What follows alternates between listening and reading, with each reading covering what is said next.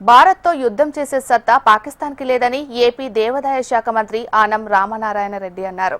ఉగ్రవాదాన్ని అడ్డంగా చేసుకుని దాడులకు పాల్పడుతున్న పాకిస్తాన్కి భారత సైన్యం దీటైన జవాబిచ్చిందన్నారు. నెల్లూరులో నిర్వహించిన ఓ కార్యక్రమంలో ఆయన ఈ వ్యాఖ్యలు చేశారు.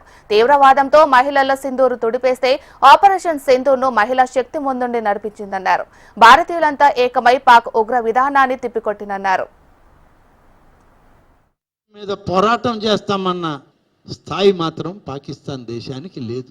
కేవలం ఉగ్రవాదాన్ని అడ్డం పెట్టుకొని ఉగ్రవాదుల్ని ముందు నడిపి వాళ్ళ దయాదాక్షిణ్యాల మీద ఆ దేశం బతుకుతూ పక్కన ఉన్నటువంటి భారతదేశం మీద మేము కత్తి దూస్తామని అంటే ఇక్కడ చూస్తూ ఊరుకోవడానికి భారత ప్రజలు సిద్ధంగా లేరు.